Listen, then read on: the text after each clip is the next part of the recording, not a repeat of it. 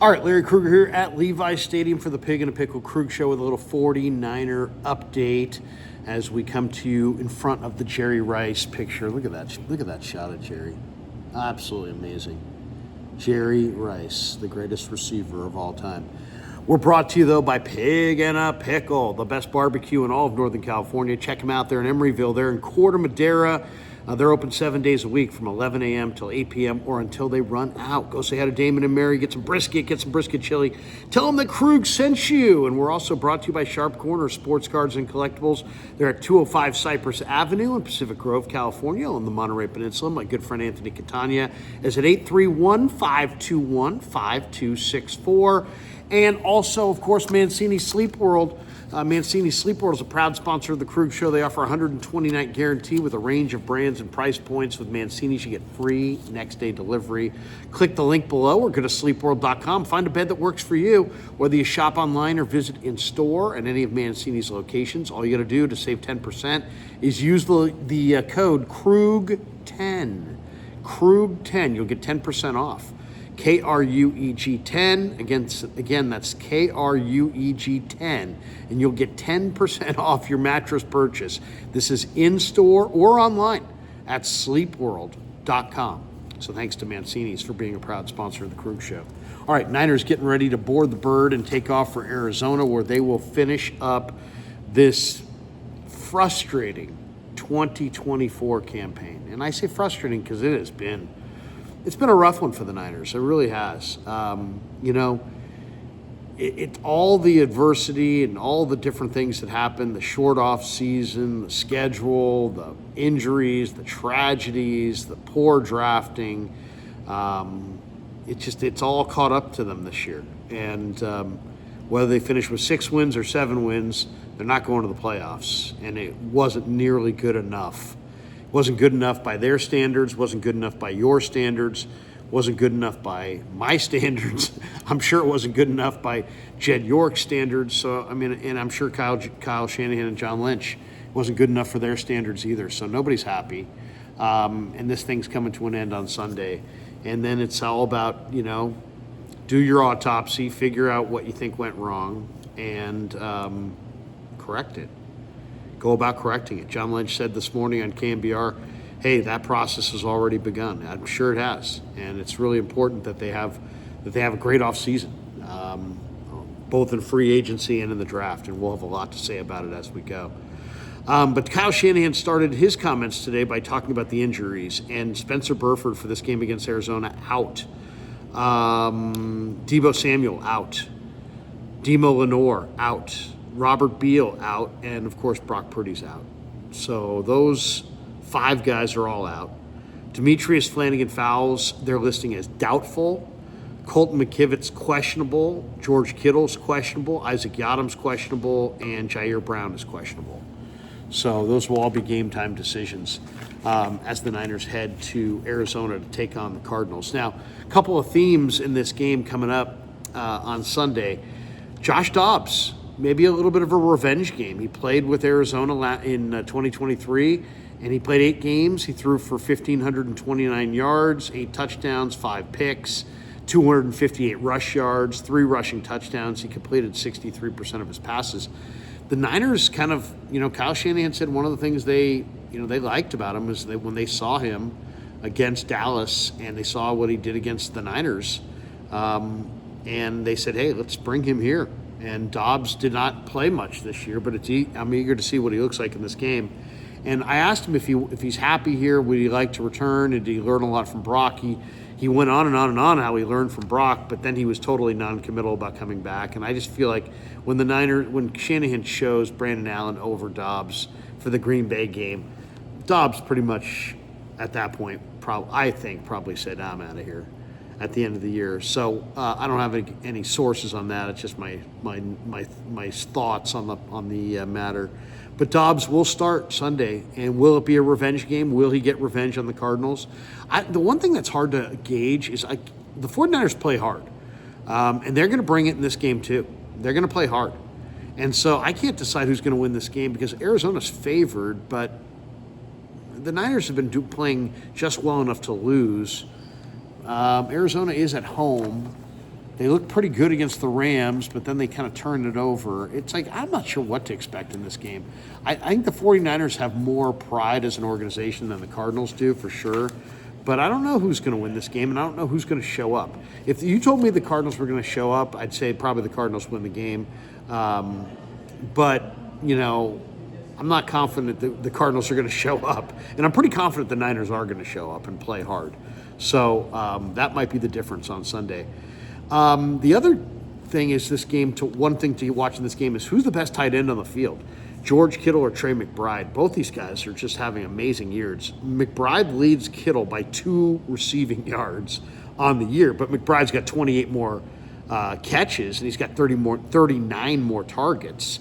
So McBride's going to have bigger numbers, but Kittle's got more efficiency. McBride, 104 receptions, Kittle only 76 receptions, but McBride 1,081 yards, Kittle 1,079 yards. So McBride's caught a lot more footballs, but McBride's got 1 receiving touchdown, and Kittle's got 8. So Kittle's got a higher offensive grade from PFF. He's got a higher receiving grade from PFF. McBride is a force, though, man. And the 49ers are going to have to, put double coverage on him or look for him in the red zone because he is fantastic. As far as draft position, there'll be a lot of talk about draft position. It's a non-story. The Niners can't do better than the 11th pick overall. They're currently in the 11th pick right now. They can't do any better. Arizona sits at the 14th pick with a 7-9 record. If the Niners won this game, they could move down a spot or 2, but it's going to be negligible. They're going to pick in and around 11. They can't move up. So, it's not like, hey, root for the Niners to lose this game for draft position. No, the best they can do is 11, and that's where they're at. Now, if they win, they could move to, I think 13 or something like that. But it's pretty much set in stone. It's pretty much a non-factor.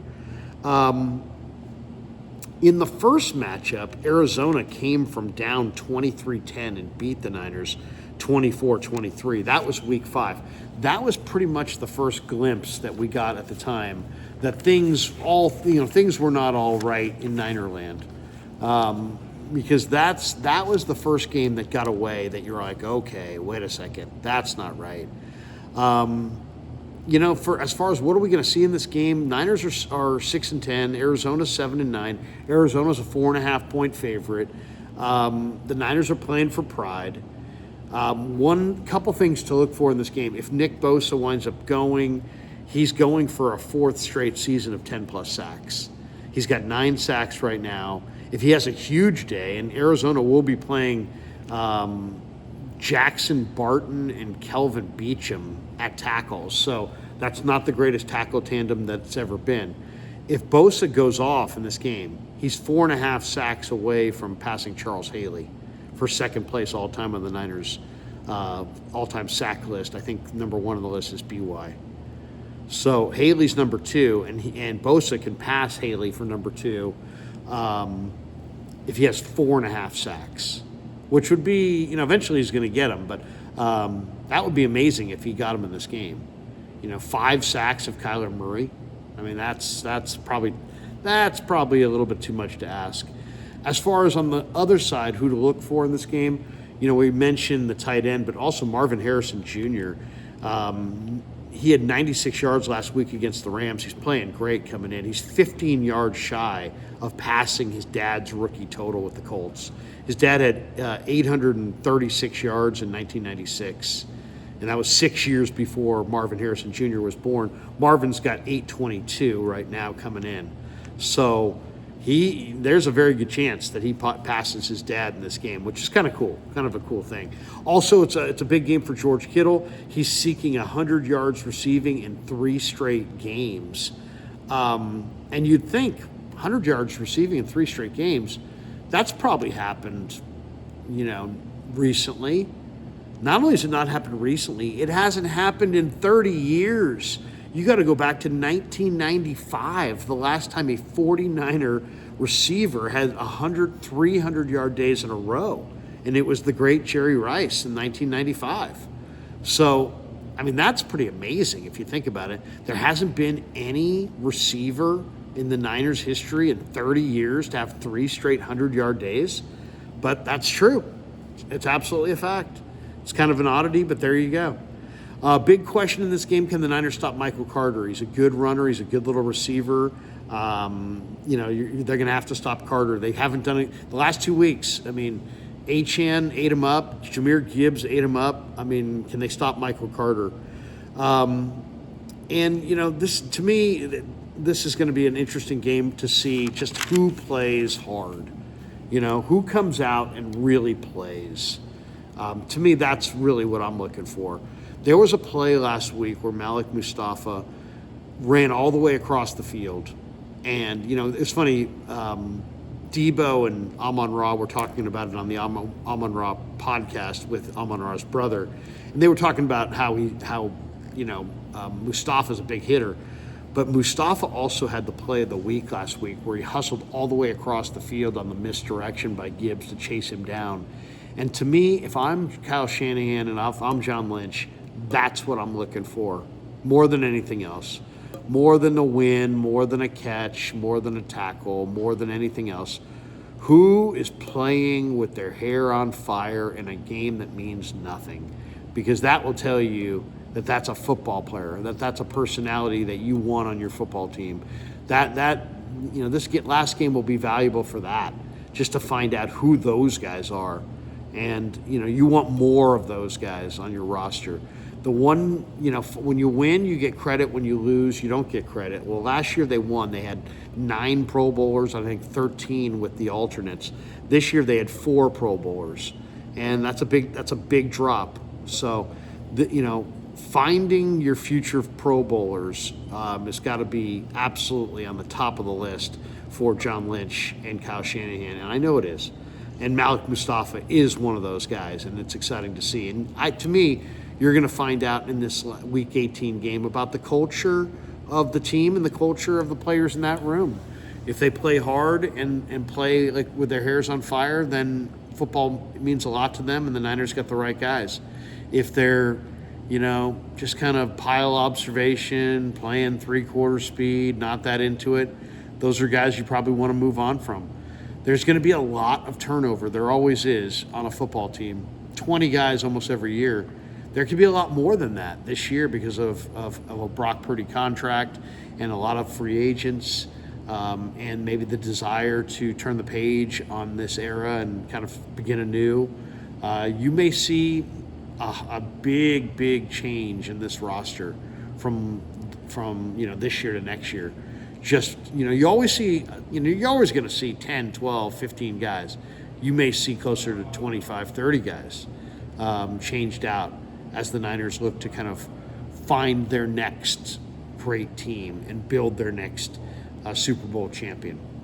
All right, thanks to Pig and a Pickle for being the title sponsor of the Krug Show. Thanks to Sharp Corners for sponsoring this video. Thanks to Mancini's Sleep World for sponsoring us as well. And thanks to all of you guys for supporting the Krug Show on YouTube.